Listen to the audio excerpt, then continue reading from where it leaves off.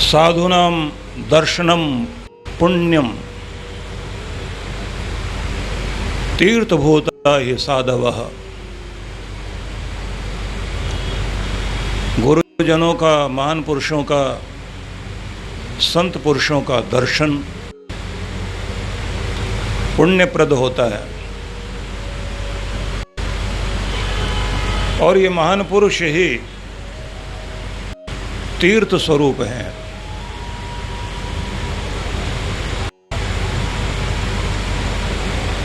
तीर्थ मतलब दुख सागर से पार होने के लिए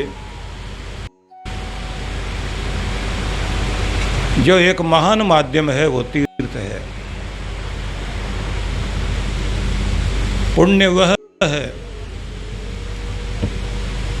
जो लोक और परलोक का सुख और सौभाग्य बनकर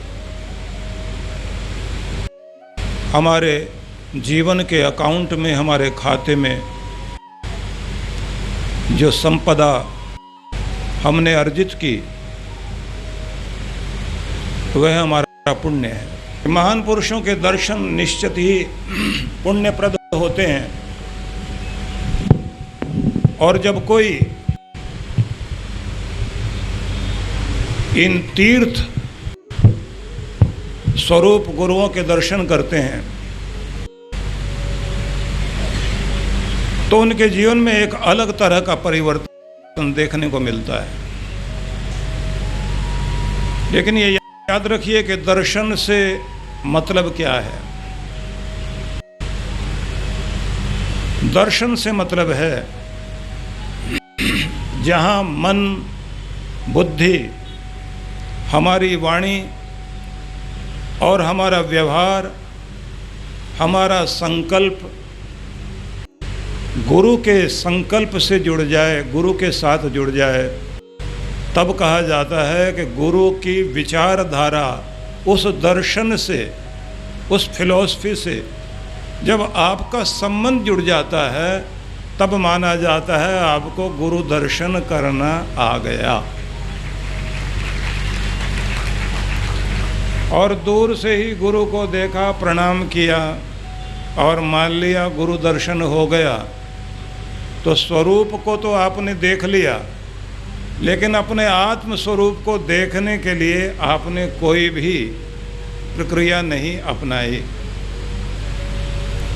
इसलिए भारत में एक परंपरा है उपनिषदों की और एक परंपरा दर्शन शास्त्र की है।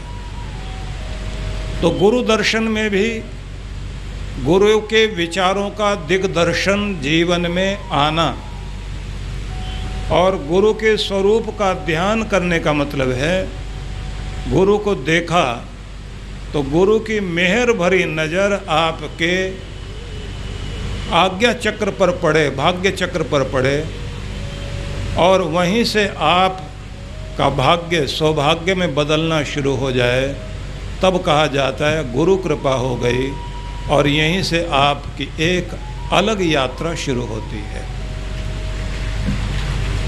तो इस समय उसी परंपरा को निभाने के लिए आप सब लोग यहाँ विराजमान हैं और आप सभी को इस अमृत वर्षा में स्नान करने का अवसर मिला। ठीक है, थोड़ा तप भी हो रहा है तो एक अलग तरह की वर्षा भी हो रही है। आप अपने पसीने में नहा रहे हैं तो ये भी एक तप है। लेकिन ये देखने की बात है कि इतनी ग्रीष्म ऋतु के प्रभाव के बाद यदि आप अपने मन से संतुलित हैं और शांत हैं और तन से स्थिर हैं, उद्विग्न नहीं हैं, तो मानना चाहिए आनंद पूर्वक कष्ट सहकर किया गया कोई भी महान कार्य वह तप बन जाता है।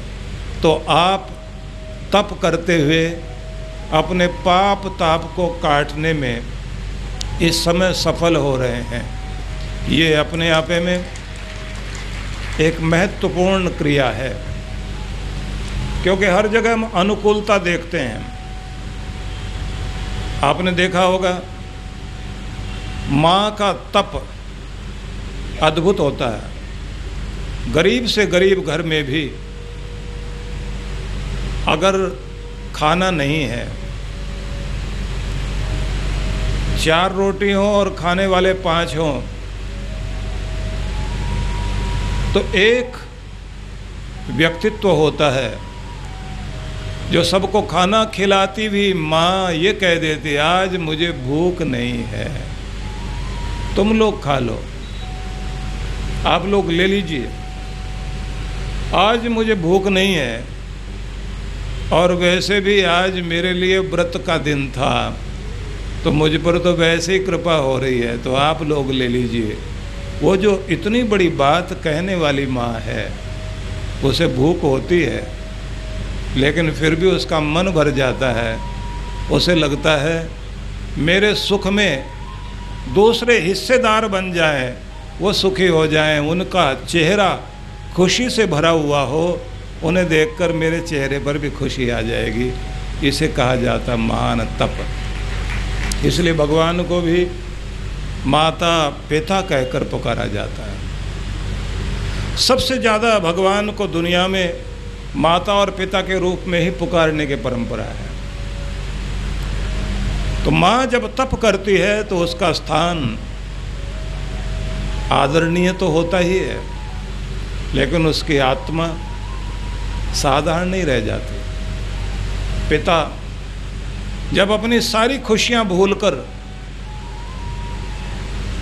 अपने सारे सुखों को भूलकर अपने बच्चों के लिए ज़िंदगी जीता है, जिसके कारण घर परिवार में खिलौने आते हैं, बूढ़ी माँ की दवाई आती है, पत्नी के लिए साड़ी, बच्चों की फीस और घर का राशन पानी, जो पूरे घर को अपने कंधों पर उठाकर चलता है और अपने बच्चों को सुलाकर उनकी मुस्कान को देखकर संतोष करता है, और उसके बाद आने वाले दिन की नई योजना बनाता है।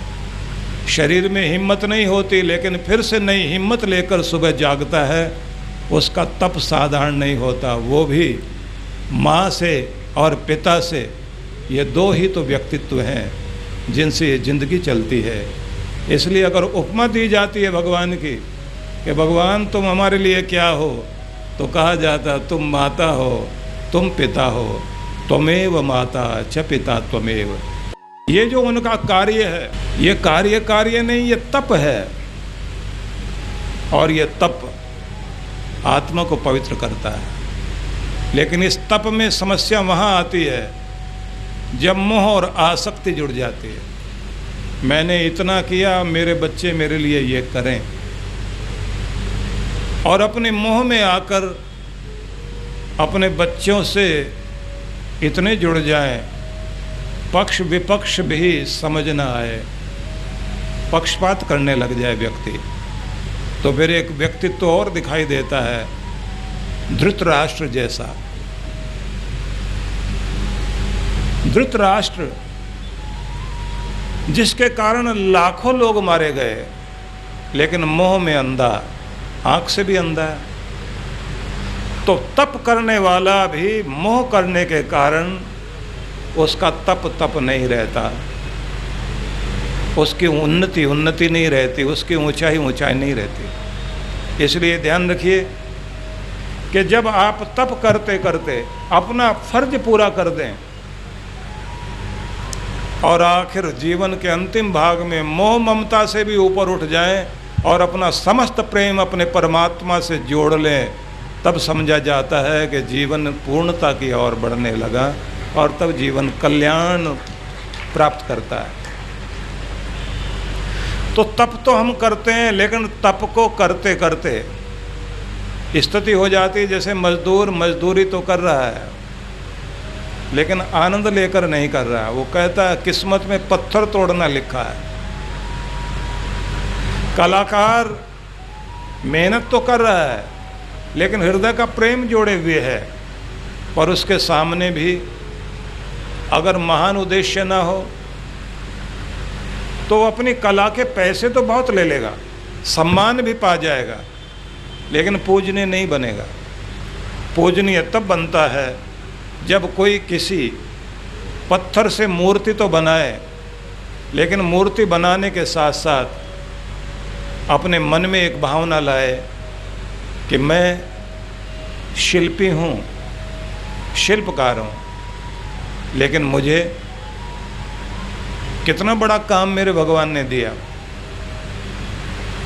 जो संसार के प्रत्येक जीव की, मनुष्य की, पशु पक्षी की आकृति गढ़ता है, उसका बेटा पत्थर में आकृति गढ़ता है, लेकिन मेरे भगवान ने अपने ही काम में लगाकर मुझे और मेरे परिवार को जीवन चलाने का जो अवसर प्रदान किया, मैं प्रत्येक कार्य करते करते उसको धन्यवाद देता हूँ और उसके गीत गाता हूँ। जब उसके होठों पर गीत चलने लग जाएं और मूर्ति बनाते हुए जाप शुरू हो जाए, तो ध्यान रखना, तब उसका कर्म कर्म नहीं रहता, कर्म पूजा बन जाता है। और जब आप अपने कर्म को पूजा बनाएं और तपश्चर्या बनाएं, तो फिर आप समझ लीजिए आपका प्रत्येक दिन समाधि की तरफ जाने वाला, भक्ति की तरफ चलने वाला या परमेश्वर की ओर चलने वाला कार्य बन जाता है। यहाँ तक कि अगर आप भोजन भी पका रहे हैं, तो भोजन पकाते पकाते भी उसमें भगवान की भक्ति जोड़ दीजिए। अगर आपके भोजन में भक्ति जुड़ी हुई है, तो वो भोजन बनाना भी साधारण कार्य नहीं रह जाएगा। भोजन बनाना भी आपके लिए एक महत्वपूर्ण कार्य हो जाएगा, वो ईश्वर की ओर आपको जोड़ देगा। इसलिए जीवन के लिए ज़रूरी है कि गुरु को उनके दर्शन करने के साथ, गुरु का जो दर्शन है, उसकी जो फिलॉसफी है, उसकी जो विचारधारा है, उसको आत्मदर्शन बना लें, जीवन दर्शन बना लें, वो आपकी विचारधारा बन जाए। तो गुरु आपको क्या देना चाहता है? जो कहते हैं गुरु वह है जो जागृति दे, जगा दे, सोए हुए को जगा दे, गफलत में अज्ञान में पड़े हुए को जो होश दे, जो उसको उसके कर्तव्य समझा दे। तो क्या आप गुरु की अलख जगाने को महत्व देते हैं, जागने की चेष्टा करते हैं? यदि नहीं, तो गुरु तो अपना काम कर रहा है, लेकिन हम कान होते हुए भी कानों से सुनना नहीं चाहते, आँखें होते हुए भी आँखों से देखना नहीं चाहते, बुद्धि होते हुए भी समझने की चेष्टा नहीं कर पा रहे हैं। तो हमें ध्यान रखना है कि गुरु जागृति देता है। गुरु परम से मिलाने के लिए सहयोगी बनता है। जो जगाए वह गुरु, जो परम से मिलाए वह गुरु, जो दिशा बताए वह गुरु, जो खोया हुआ मिला दे वह गुरु, जो पुकारना सिखा दे वह गुरु, और जो आत्म परिचय करा दे वह गुरु, और जो मार्ग दिखा दे वह गुरु, जो कान नहीं फूके बल्कि प्राण फूक दे उसका नाम सद्गुरु, जो मन मंदिर में दीप जलाना सिखा दे उसका नाम सद्गुरु। अब यहाँ विचार करने योग्य बात है कि परम से हम मिल सकें, जागृति प्राप्त कर सकें, जीवन को समझ सकें, जो खोया है उसे पा सकें, और खुद से खुद को मिलाने के लिए या खुद से खुद को जानने के लिए जो हमें कृपा करके उस ज्ञान को दे दे कि हम तो खुद को ही नहीं जान पाए थे। तो यहाँ गुरु का कार्य शुरू होता है। रास्ता भूले परम पिता का, याद दिलाने आए तुम। परम पिता का मार्ग भूले हुए थे, रास्ता भूले परम पिता का, याद दिलाने आए तुम। मेरे अंधियारे मन मंदिर में दीप जलाने आए तुम। अंधेरे मन में दीप जलाने का काम करने के लिए जो आया वो सद्गुरु। अब विचारणीय बात है जिस पर हम लोग ध्यान देंगे कि गुरु जागृति देता है। वो कौन सी जागृति? सबसे पहली बात, हम क्या हैं और दुनिया में किस लिए हैं। तो जान लीजिए, जो सृष्टि करता है परमेश्वर, उसके मुख्य 4 कार्य हैं। सृष्टि का निर्माण करना, सृष्टिकर्ता। दूसरा पालन करता, पालन पोषण करना। तीसरा कर्म फल प्रदान करना, सबका हिसाब किताब करना, न्याय करना। और चौथा कार्य संहार करना। 3 तो आपने सुने हैं ना, कर्ता धर्ता संहर्ता। संसार को उत्पन्न करने वाला, संसार का पालन करने वाला और संसार का संहार करने वाला। लेकिन एक ही परमेश्वर भगवान एक ही है। उसे त्रिदेवों के रूप में जब हम पूजते हैं तो कर्ता धर्ता संहर्ता के रूप में पूजते हैं। लेकिन उसका एक चौथा कार्य और भी है, वो है हमारे कर्मों का फल प्रदान करना। इसलिए आप लोग देखते हैं इस पूरी दुनिया में हर आदमी सुख दुख से जुड़ा हुआ है। कितनी बार हमारी बुद्धि भी ठीक होती है, शरीर भी ठीक होता है, पैसा भी पास में है, लेकिन उसके बाद भी हमारे काम नहीं बनते। जब आपने मकान बनाया, पैसे पूरे नहीं थे आपके पास, न जाने कहाँ से जोड़ तोड़ करके बना लिया, कहीं ना कहीं से बनता चला गया। घर में शादी थी बेटी की, आपको लगता था कि न जाने कैसे बनेगी बात, क्योंकि इतना तो कुछ है नहीं जितना हम सोचते थे, और एकाएक ही रिश्ता जुड़ा, कैसे बात होगी। जब था नहीं आपके पास तो काम पूरे हो गए, और जब आपके पास था तो आपके काम नहीं हो पा रहे। आपकी अक्ल, आपकी शक्ति काम नहीं आ रही। लेकिन जब उसकी कृपा हुई तो साधन नहीं थे तो भी काम हो गए।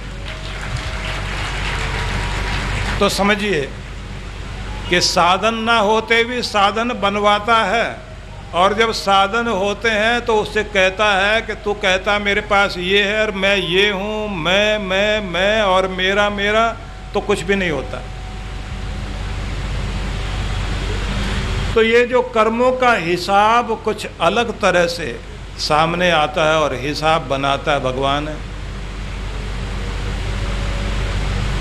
तो ये भाग्य रचना करना, कर्म फल प्रदान करना ईश्वर का कार्य। इसलिए अद्भुत बात है, नीचे वाले को ऊपर, ऊपर वाले को नीचे। हिंदुस्तान में अभी चुनाव हुए, आपने एक परिवर्तन देखा, जो पीछे थे आगे आ गए, जो आगे थे वो पीछे हो गए। तो कौन घुमा देता है ये सारा चक्र, ये फिरकी कौन चला रहा है? मैंने एक उदाहरण दिया था आपको पहले। किसी एक तालाब में बीच में पेड़ खड़ा है, पेड़ के ऊपर चींटियां चढ़ी हुई हैं। चींटियां पत्ते टूटकर जैसे नीचे गिरते हैं, पानी में पत्ते गिरे, मछलियां आकर पत्ते पर तैरती हुई। Amazon पर मिले wear it with suggestions on top fashion brands. Amazon, हर पल फैशनेबल। चींटियों को खा रही हैं। समय बदला, तालाब का पानी सूख गया। अब चींटियां नीचे उतरकर मछलियां मर रही हैं, चींटियां उनको खा रही हैं। ये क्या चीज हुई? कभी मछलियां चींटियों को खा रही थी, अब चींटियां मछलियों को खा रही है। नंबर सबका आता है, एक दिन उनका समय था, एक दिन उनका वक्त था, आज वक्त उनका है।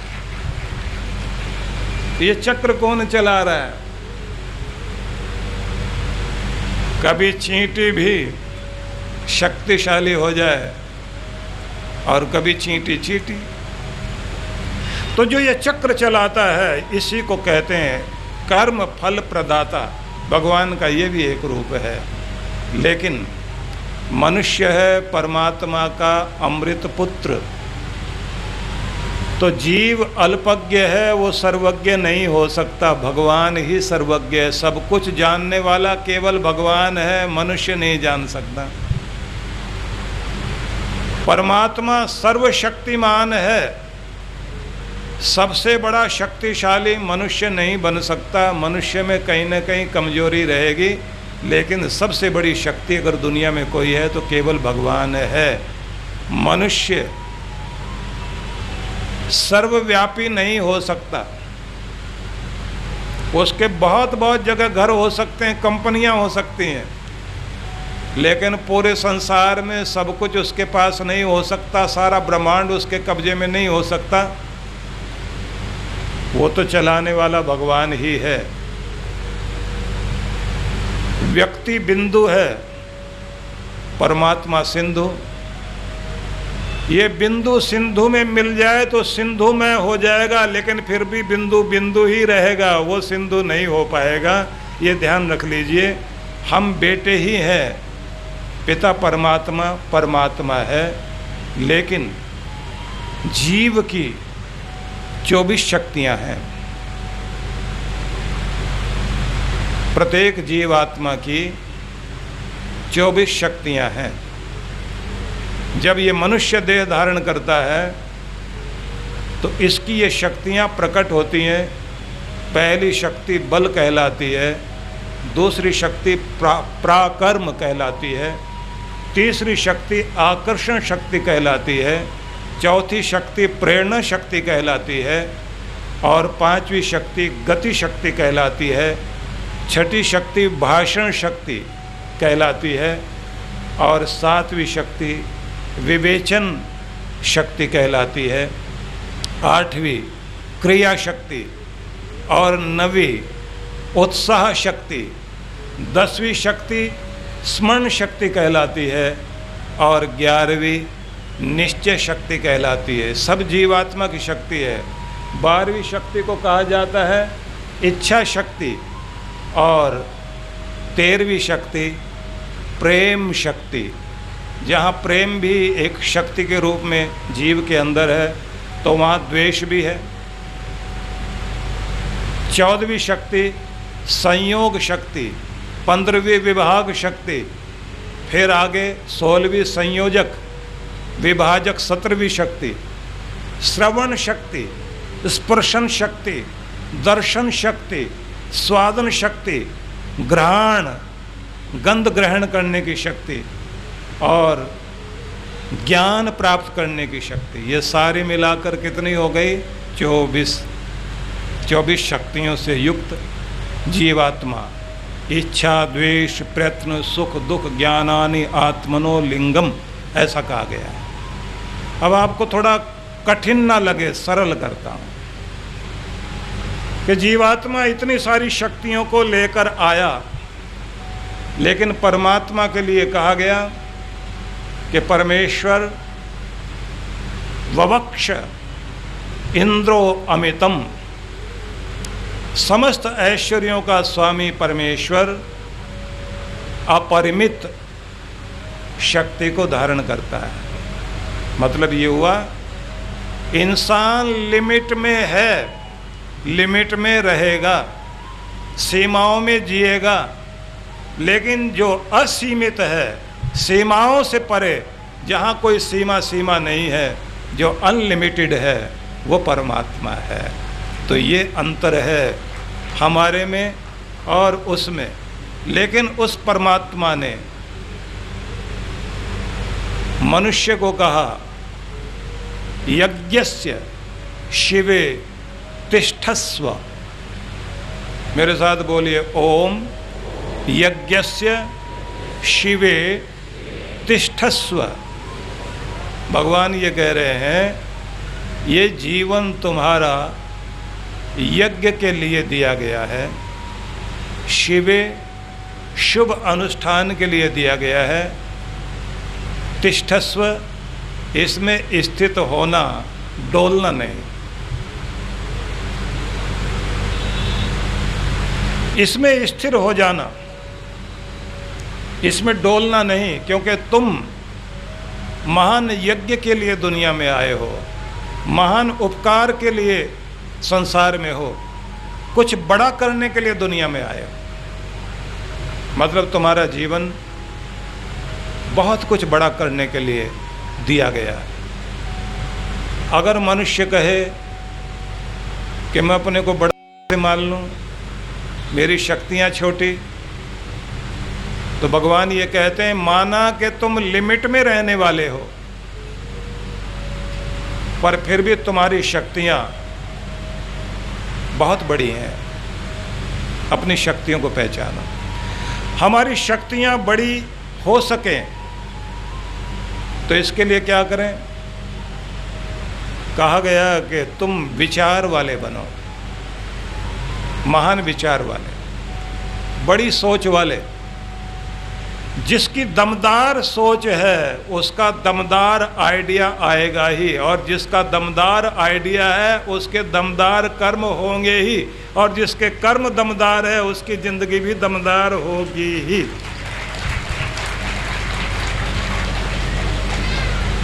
तो पता लगा कि अगर आइडिया आपका ऊंचा बड़ा आइडिया जीवन में है तो किस लिए है? क्योंकि सोच बड़ी है। और अगर आपकी सोच छोटी है तो फिर दमदार आइडिया नहीं आएगा, दमदार कर्म नहीं होगा और दमदार जिंदगी होगी नहीं। तो भगवान कहते हैं कि तुम हो लिमिट में, ये सच है, लेकिन फिर भी मैंने तुम्हें महान जीवन दिया है। अपने जीवन को पहचानो, इसकी शक्तियों का लाभ लो, और ये शक्तियाँ तब लाभ देंगी जब तुम्हारी सोच बड़ी होगी। और सोच को कहा गया है विचार शक्ति, और मंत्र का अर्थ भी होता है विचार शक्ति। तो गुरु क्या देता है? मंत्र। मंत्र का अर्थ हुआ वह सोच देता है जिससे आपका दमदार आइडिया आता है, दमदार कर्म होता है और दमदार जिंदगी बनती है। इसलिए गुरु मंत्र देकर आपको एक महान जीवन देता है। बात की गहराई में जाना और समझने की चेष्टा करना कि आपकी सोच बड़ी हो तो निश्चित ही आपका की योजनाएं अंदर बड़ी बड़ी उठेंगे और बड़े कर्म भी कर पाओगे। आप सोचेंगे हमारी सोच बड़ी क्यों नहीं हो पाती, हम अपने दायरे में इतने छोटे क्यों रह जाते हैं? इसका एक कारण तो है आप जिस परिवेश में जीते हैं, जहाँ पलते हैं, जहाँ सांस लेते हैं, अगर वह पूरा वातावरण छोटी सोच वालों का है तो भिखारी वाली बातें ही करेगा। गरीब की सोच फिर गरीब रह जाएगी। ऊंचा उठने की सोच नहीं होगी तो सम्मान नहीं पा सकोगे। कृष्ण भगवान ने एक शब्द कहा, पद्म पत्रम इव अंबसा। जीवन को इस रूप में लेकर जाओ जैसे कमल का एक पत्र, कमल जो कीचड़ में उगता है लेकिन कीचड़ में पड़ा नहीं रहता, उससे ऊपर उठता है, और पानी की बूंद जो उसका जीवन है उसके पत्ते पर पड़ जाए तो मोती बनकर चमकने लग जाती है। कि तुम जहाँ जन्मे वो महत्वपूर्ण नहीं है, तुम वहाँ से ऊपर उठकर कितना खिले ये महत्वपूर्ण है। और इतना खिलने के बाद तुम्हारे कर्म कितने महान हुए ये और भी ज़्यादा महत्वपूर्ण है कि तुम वहाँ तक पहुँच सको, वहाँ तक तुम्हारे जीवन में चमत्कार आ सके। तो इसके लिए क्या करना होगा?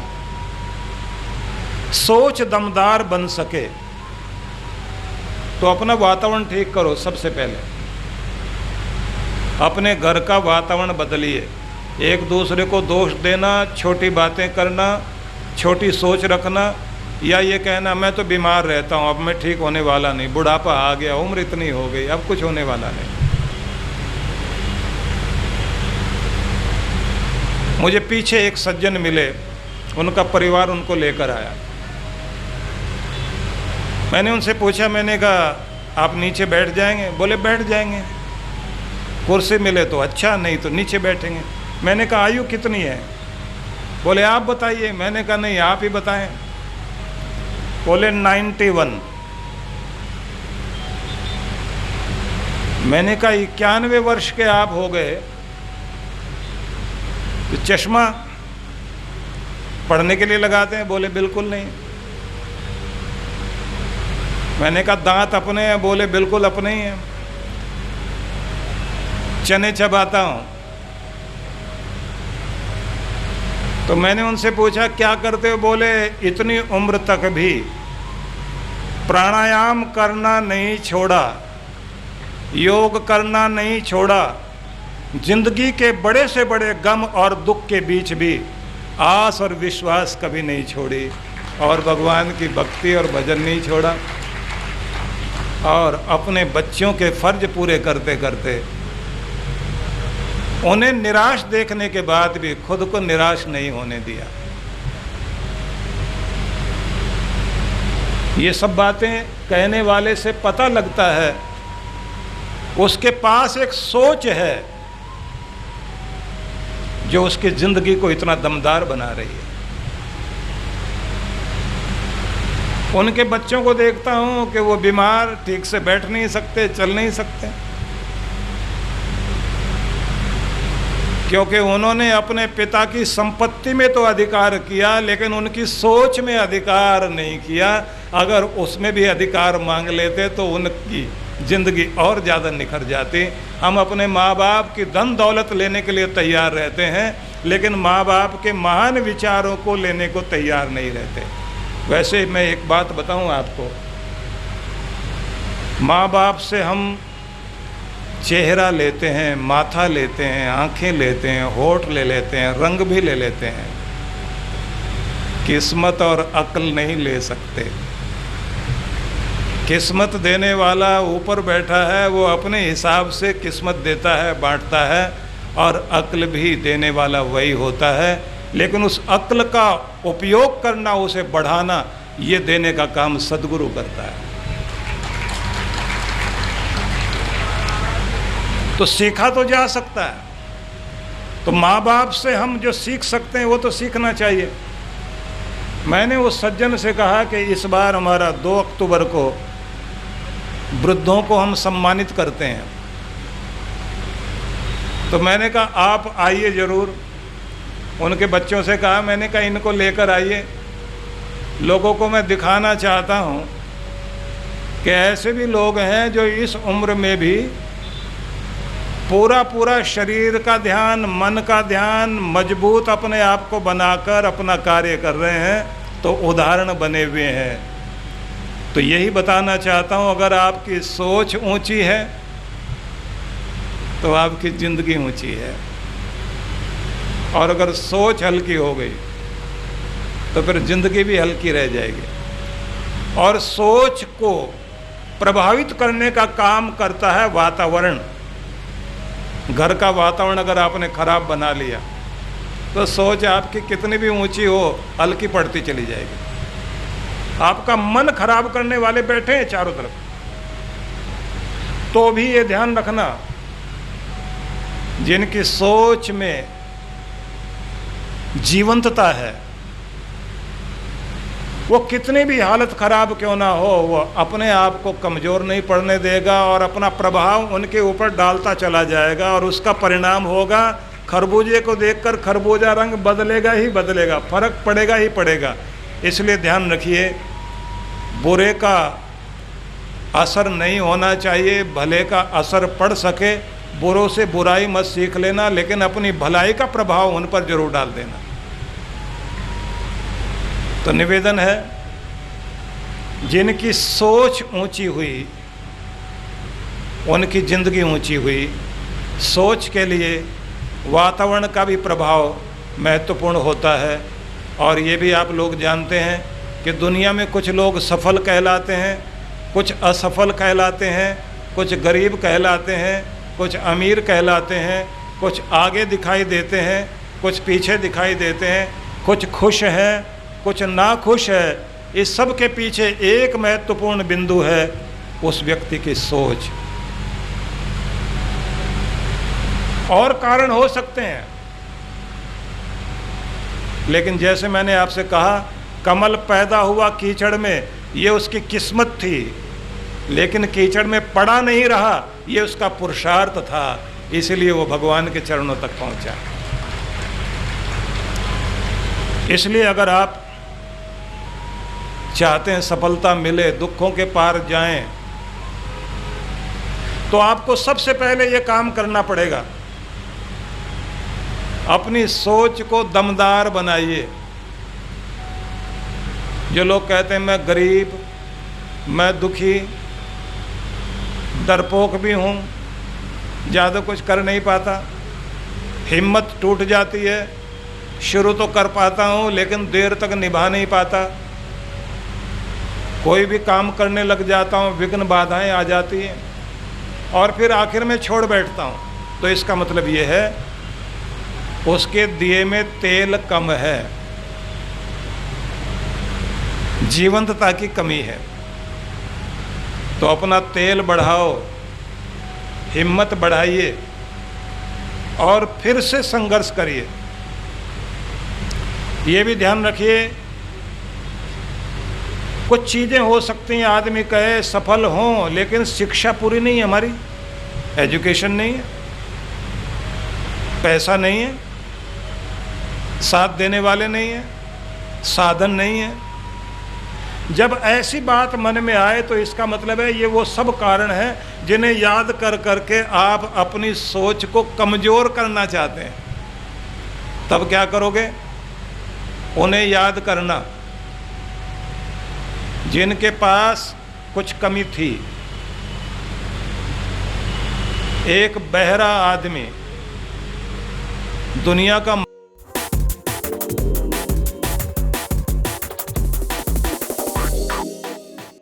महान संगीतकार बन गया। संगीत का संबंध तो कानों से होता है ना। बीथोवन संसार में संगीत शैली बीथोवन की बहुत बड़ी मानी जाती है। वो व्यक्ति बहरा था। अब बहरा आदमी संगीत क्या करेगा, लेकिन उसने कभी नहीं माना कि मैं कुछ कर नहीं पाऊंगा। सब कुछ कमी शरीर में होने के बाद भी उसकी हिम्मत में कमी नहीं थी, उसके विचार और उसकी सोच में कमी नहीं थी। पूरी दुनिया का नक्शा ही बदल दिया उस व्यक्ति ने। कोलंबस एक नई दुनिया की खोज के लिए निकला 90 साथियों को लेकर,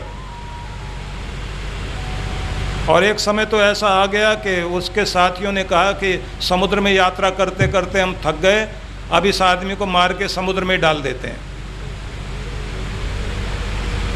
और वो अपने बेड़े के नीचे वाले भाग में सोया हुआ था। उसने उनकी बातें सुनी और सुनते ही उसके मन में आया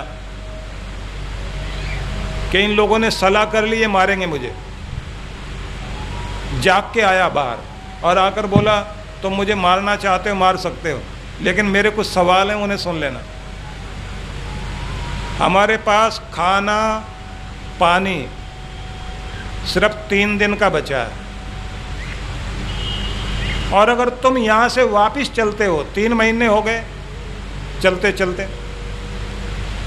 तो अब अगर वापस जाओगे तो खाना और पानी तो आपके पास है नहीं, समुद्र का पानी पिया नहीं जा सकता,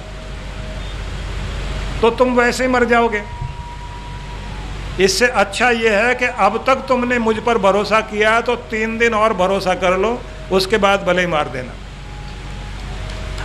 अब ये लोग कहते हैं 3 दिन में क्या हो जाएगा, बोले 3 दिन में कुछ होगा जरूर। उसकी सोच और उसका दृढ़ विश्वास देखिए। 3 दिन के बाद जैसे ही तीसरा दिन हुआ, इन्होंने पक्षी उड़ते हुए देखे तो बोले कि जरूर ज़मीन नज़दीक आ गई, क्योंकि समुद्र के अंदर तक तो इतने गहरे समुद्र तक आ नहीं सकते थे पक्षी। और फिर उन्हें लाइट दिखाई देने लगी, ज़मीन सामने आ गई। ज़मीन पर बाहर आते ही उस व्यक्ति ने घुटनों के बल सिर झुका के ज़मीन को प्रणाम किया। तो सब उसके साथी पूछते हैं तुम किस मिट्टी के बने हो? तो कोलंबस कहता मिट्टी तो सबके शरीर की एक जैसी होती है, लेकिन सोच सबकी एक जैसी नहीं होती। मेरी सोच ही मुझे सफलता दिला पाई। अगर मेरी सोच कमज़ोर होती तो मैं भी आम आदमी होता, फिर मैं कुछ खास नहीं कर सकता। अब विचारिए, दुनिया के बड़े से बड़े लोगों ने, जिन्होंने पिरामिड बनाए, जिन्होंने चाइना की दीवार बनाई, जिन्होंने आईफिल टावर बनाया, जिन्होंने ताजमहल बनाया, जो भी कुछ रचनाएं दुनिया में हुई, तो जिनकी कुछ सोच बड़ी थी, जिन्होंने ये बल्ब चमक रहे ना लाइट, उसकी भी तो एक सोच थी कि अगर दिन में इतनी रोशनी होती है तो रात में भी इतनी रोशनी की जा सकती है कि आदमी को लगे कि जैसे धूप ही खिल गई और मैं वो करके दिखाऊंगा। मन में विचार आया तो बल्ब का आविष्कार हुआ। तो सोच थी ना। तो पता क्या लगा, आपकी सोच दमदार है तो आपके आइडियाज भी, योजनाएं भी दमदार होंगी। दमदार योजनाओं के साथ दमदार कर्म होंगे। दमदार कर्म के कारण परिणाम दमदार होंगे और दमदार परिणाम के कारण आपकी ज़िंदगी भी दमदार बन सकती है। और इसमें आपको ये नहीं सोचना कि मेरे पास क्या नहीं है। ये तैमूर जब हिंदुस्तान में आया ना, तो इसने एक राज्य को जीता। तो वहाँ का जो राजा था उसकी आँख नहीं थी, एक आँख थी, एक नहीं थी। तो जैसे ही तैमूर लंग आया, तैमूर लंग लंगड़ा था, तो तैमूर लंग ने उसको देखा, देखते ही एकदम जोर से हंसा। जैसे ही हंसा तो वो एक आंख वाले राजा ने, उस बादशाह ने उससे कहा कि मजाक क्यों उड़ाता है? बोले नहीं, मैं ये नहीं कह रहा हूँ, मैं ये कहना चाहता हूँ कि उस मालिक की बात देखो। फौज में दोनों पांव वाले लड़ रहे हैं, दोनों आंख वाले लड़ रहे हैं, और ताज सिर पर किसके? एक लंगड़े के और एक काने के, कि दोनों आमने सामने खड़े हैं। कि मालिक का चमत्कार देखो, किस किस को देता है और किस को नहीं देता। उस बादशाह ने उस समय उसकी तरफ देख करके कहा, अंग में कमी हो जाने से कोई बादशाह नहीं हो जाता, ना गरीब हो जाता। जिसकी सोच में कमी होती है वो नीचे रह जाता है, और जिसकी सोच ऊंची होती है वो ताज और तख्त पर बैठा करता है। इसलिए मालिक भी मेहर तब करता है जब मेहर के लायक बनते हो। मेहर के लायक बनोगे तो वो कृपा करेगा। तो मैंने आपसे कहा कि गुरु आपको, गुरु दर्शन का मतलब है गुरु की विचारधारा, और गुरु के मंत्र का मतलब ये है कि वो शक्ति देना जिससे आपकी सोच बदल जाए, आपका आइडिया ही दमदार हो जाए। और जब ये चीज़ आती है तो फिर यहाँ से जीवन ऊंचा होता है।